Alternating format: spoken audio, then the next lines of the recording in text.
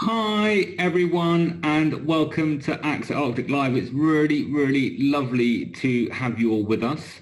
I'm really looking forward to this live lesson all about how to survive in the Arctic, and very shortly we'll be speaking to Nick Cox, who has a vast wealth of experience both in the Arctic and in Antarctica. Just before we start, it's my great pleasure to welcome schools from the UK, USA, Canada, Bermuda, Ireland, France, Spain and Poland to this live lesson.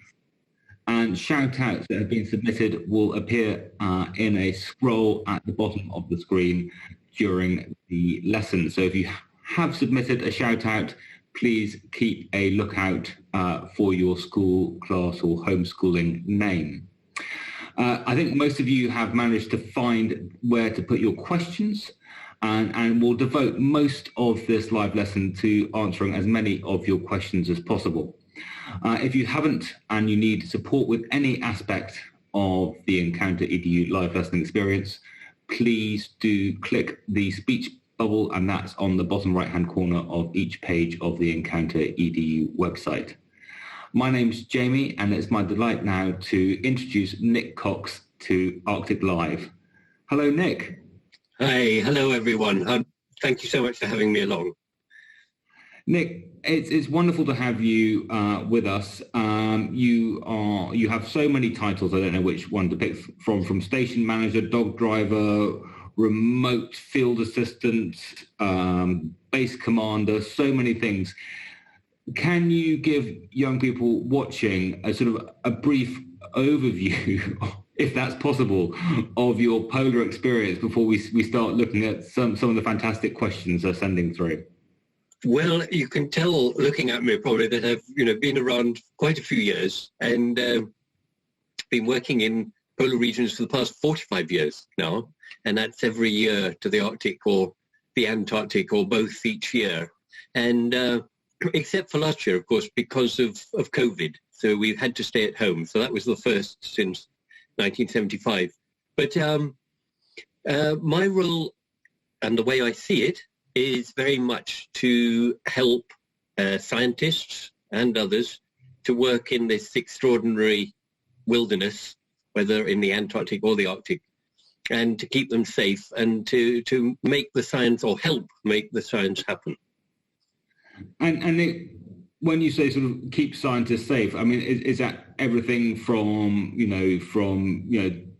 steering them out to their field site? I mean, just to give some sort of idea about what it means to keep a scientist safe, or maybe stitching up their leg if they have a trip.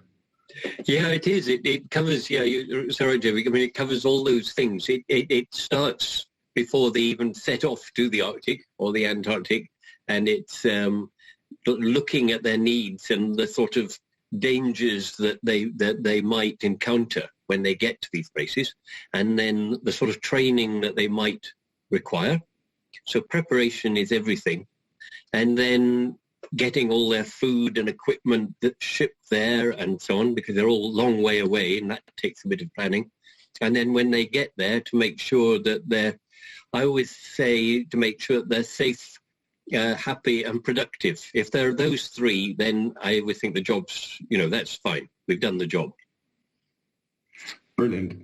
I'm just going to launch straight into the questions. We've got so many. And this is from the Grange Primary School. And they have asked, what is the biggest difference you have seen over the last 40 years?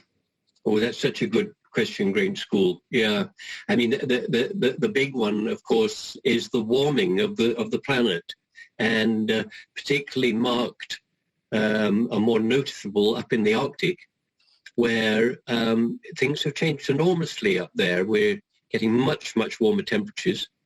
We get rain where we used to get. I mean, we do get snowfall, of course, and low temperatures, but we do get periods with rainfall, which was sort of fairly rare event in past years.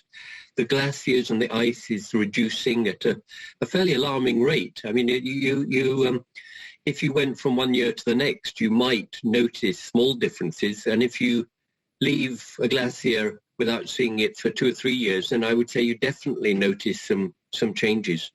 And then we're getting more insects, we're getting warmer sea temperatures, so we're getting fish and other sea creatures that should really be down around here in Europe, let alone up in the Arctic. So yes, a lot of changes. Thank you. Another question is from Old Cleve, Church of England School, and another sort of living question is, how do you go to the loo while you're on expedition? Oh, now that's a really good one. Yeah. When we're out in a tent, there are two reasons. The tent, I don't know if some of you have got tents, you know that quite often they have a floor in the tent that's sewn in, a ground sheet that's sort of part of the tent. Well, we don't do that. We actually have a loose ground sheet. So it's just like a sort of carpet in the tent. So in the morning, when you've finished all your breakfast and all those sort of things, one person would get out to start digging out equipment from the snow and getting the dogs ready or the snow scooter ready, and the other one side was cleaning up. And then we would dig a little hole in the floor and use that as our loo. So it was nice and or reasonably warm inside the tent. So, but it is put it this way, it's something you do very quickly. Did you? I mean, I've had a system of pee bottles inside the sleeping bag. Has that ever been a? Yes, absolutely. We used to empty the tea bag tin that was in the sledge, and that became the pee tin. Yes, so particularly if you're stuck in a tent, because I mean, the longest I was ever stuck in a tent in bad weather was about 2 weeks or something, but I've known people being stuck for 6 weeks. So that's a long time to be stuck. So we'll move on from there. But, this is from Linthwaite Clough. And what is the coldest temperature you have ever experienced? I think you've sort of touched on this. Yeah, I mean, sometimes people talk about wind chill, which is, if it's, I'm guessing a little bit here, but, if it's minus 5 degrees centigrade and blowing 20 knots, then it equates to something like minus 20 or something. I'm not quite sure, but if it's windy, it feels colder. But so we tend to just talk about the absolute temperature, what we see on the thermometer.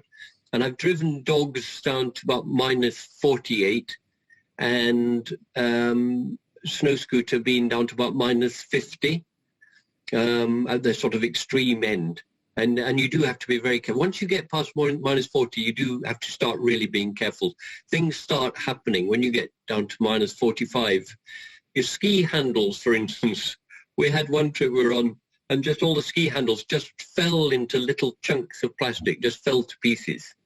And you find, your face, your tissue and everything, everything is so desperately cold. You have to be, and also having something round your mouth, whether it's a scarf or whether it's a head over or whatever I forget what these things are called, but to put it over, because you could find that you breathe in the cold air and then you've got warm air in your chest, and then it comes out and it actually starts vaporizing before it's got out of your mouth, and you start building up fluid on your lung, which did happen to me on several occasions. So in the evening, you sit in the tent and a pair of you are sitting there, you can't stop coughing, and it's because you've been in the cold, extreme cold.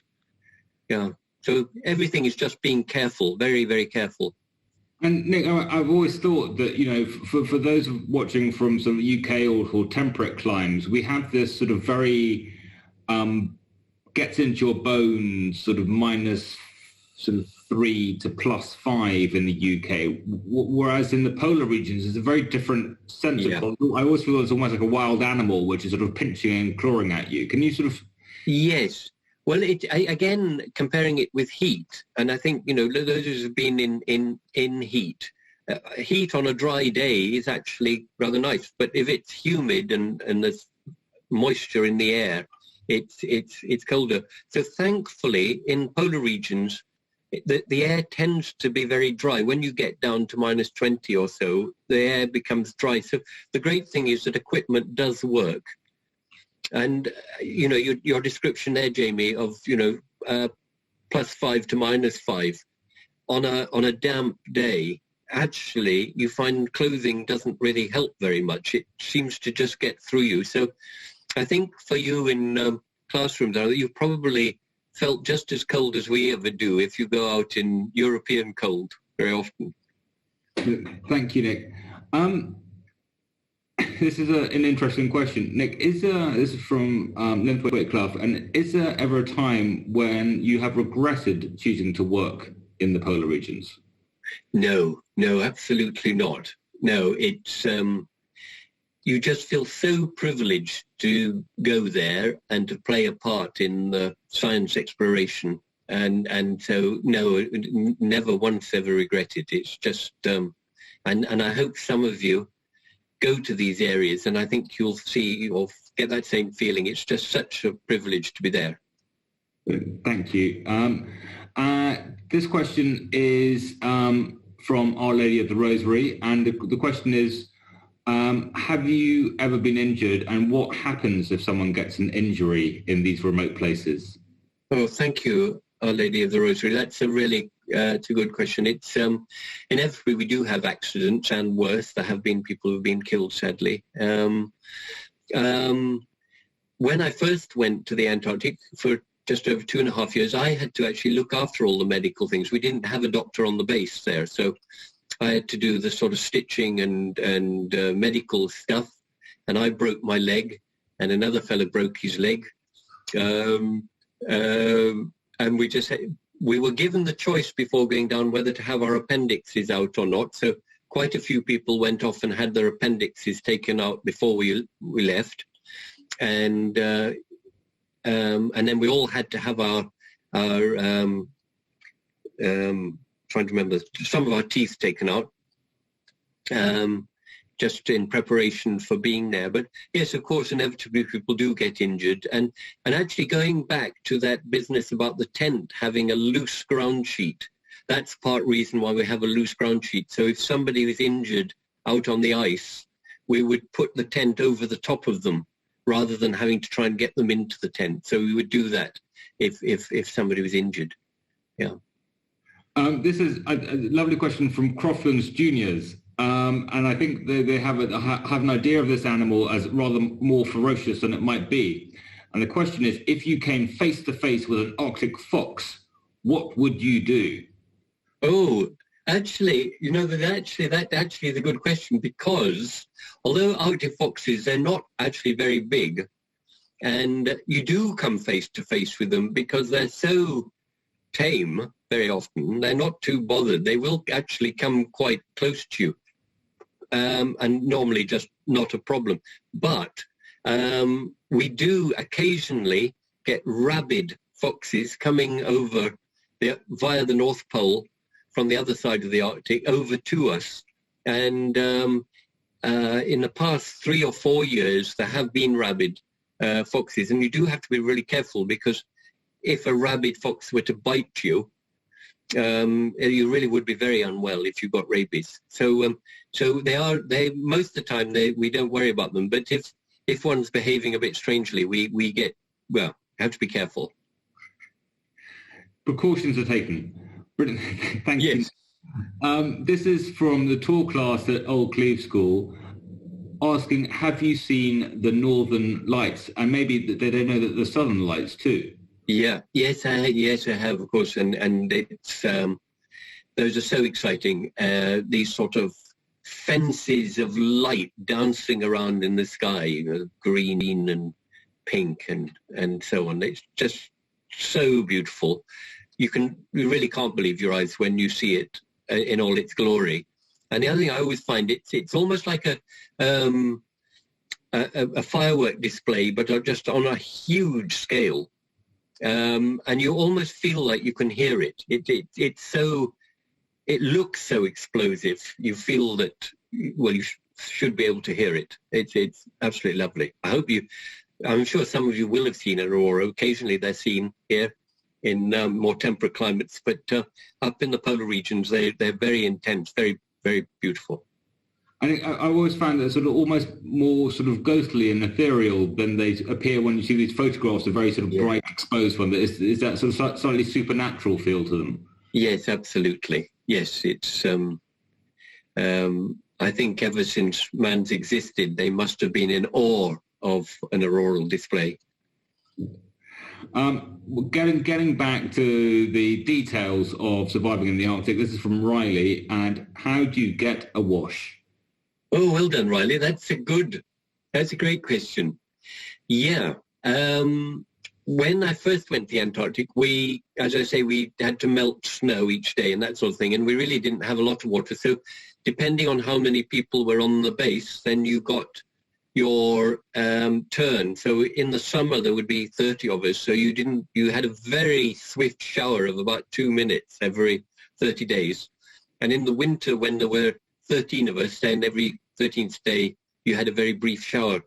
Out on a sledge journey, or even long boat journeys and so on, then that's more difficult. And what we do sometimes, if it was a calm day, that's the important one because it's extremely cold, but if it's calm, then you'd strip off and then get out of the tent and walk on the wooden boxes that were holding the tent down, and then pick up handfuls of snow and scrub yourself very quickly with snowballs, basically, just rubbing yourself with snowballs, and then back into the tent and into your clothes and try and warm up. Nick, without sort of putting you on the spot too much, what is the longest that you've had to go without a proper wash? Oh, funny enough, I think the long boat journeys up in the Arctic, so a month and a half probably. And I always thought one of the lucky things is things don't smell quite as bad when they're cold. No, that's true. But when you walk back into the base hut, everybody really finds you very unpleasant. Nick, there are a couple of questions sort of about on the careers side of it, asking sort of about university or training or and about sort of the science side. Could you just sort of give a view of the sort of different type of careers available to young people watching in the polar regions? Yeah, I mean, a great thing about polar regions, and saying earlier, the importance of polar regions, and they're going to become more and more important during your lifetimes. And let's hope that you can go and get involved up there or down there in the Antarctic. Yeah, there are so many routes of going. And of course, there's the route of going to university and going into one of the disciplines of science, whether that's in earth sciences, geology or some of the other earth sciences, to glaciology, to marine science or atmospheric science. There's so many areas there that you could go into, mathematical modeling. Goodness, there's so many other things going on there. Mapping, for instance. Then, as important is the support role, of which I do, and that. So we take on the stations. We have really all the trades, everything from plumber, electrician, carpenter, divers, boatmen. Trying to think of all the other ones. Chefs, of course. Goodness, they're important. Everybody's important, and nobody's more important than one of the others. There are other ways there. I mean, increasingly people in media go to polar regions specifically to write the important stories about the science that's going on or the symptoms of global warming or whatever. Filmmakers go there. So many ways. And then, of course, we have ships which are doing research in polar regions. So, people who go into the Merchant Navy or into the Royal Navy even, because they do Arctic and Antarctic cruises, can find themselves working at this, amazing goal. The big goal is science. Brilliant. Thank you, Nick. There's a lovely question here, and maybe it's about how long it takes to get to the polar regions. Could you compare your first trip to the polar regions and then potentially your most recent trip to the polar regions? Oh, wow. Yes, that's great. Yeah, I mean, so different. I mean, first trip, there was 21-year-old and boarded a ship, little red ship in Southampton, Ocean Dock, Southampton, and was on board for just over 2 months before setting foot on the Antarctic, and then was there for just over 2.5 years. So yes, very slow, and that was the way of it. Now, to go to the Antarctic, you can fly to South America, fly to the Falkland Islands, and then can, in some cases, actually fly on from there down into the Antarctic. Well, for my most recent trip, of course, is up to the Arctic, and that's, as we do, Jamie, you can be there in about 24 hours of leaving the UK. It's very fast, really. Amazing. So 2 months to 24 hours. Yes, absolutely. Incredible. Yeah. This is looking at, there's a whole range of questions here from Year 5 at St Matthew's, Bloxham. It's probably the one to answer, pick from the sort of 4 questions, but it's about the animals that you might find, maybe sort of around the UK station here in Svalbard. What the type of animal that we get there? Yeah, a wonderful array of animals.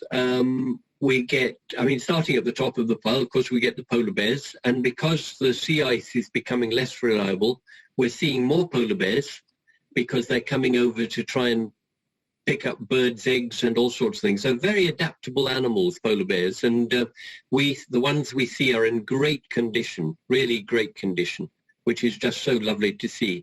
And then the foxes that we mentioned earlier. And then we have all sorts of ducks and geese, fulmars, auks. There's one lovely little bird, which is very much an Arctic bird, called the little auk. Very beautiful little round bird that feeds diving in the sea. The other big polar bird is the ivory gull. They're absolutely beautiful, absolutely completely white, like a sort of rather smart-looking seagull, but everything absolutely white, no other markings on them. And then the seals, of course, we have ring seals and bearded seals, and we have walrus with their big tusks sticking out of their top jaw, and they weigh anything up to a ton, and they come ashore, and wonderful, the huge big whiskers that they have and these lovely little round eyes. They're most lovely looking creatures, although they can be a little bit aggressive. I had one charge at me. I was in a boat, it didn't matter, but it charged and hit the side of the boat. He was a little bit annoyed with me for some reason. They're quite territorial. And then, of course, we have reindeer, and we have all sorts of whales. We have beluga whales, which are the beautiful white whale, or beluga whale. We get a lot of them, and they look like bits of ice in the bay, and then suddenly realize that they're moving at great speed, and you realize it's a pod of whales. And then we get minke whales and fin whales and blue whales, which are enormous. They're the largest mammal ever to have lived on Earth. And I was told that the tongue of a blue whale weighs the same as an elephant. They're so big. Amazing. Extraordinary. Yeah. Nick, very, very sadly, that's all we have time for. Thank you so much for sharing all your experience, stories and insights into the polar regions.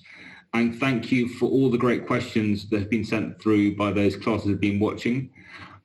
It's been wonderful. Do join us next week for more AXA Arctic Live. We have a variety of activities on Monday. We're looking at sea level rise on Tuesday, and then the other carbon problem, ocean acidification, on Wednesday. But until then, and for now, thank you again, Nick, and it's goodbye from Arctic Live. Bye-bye.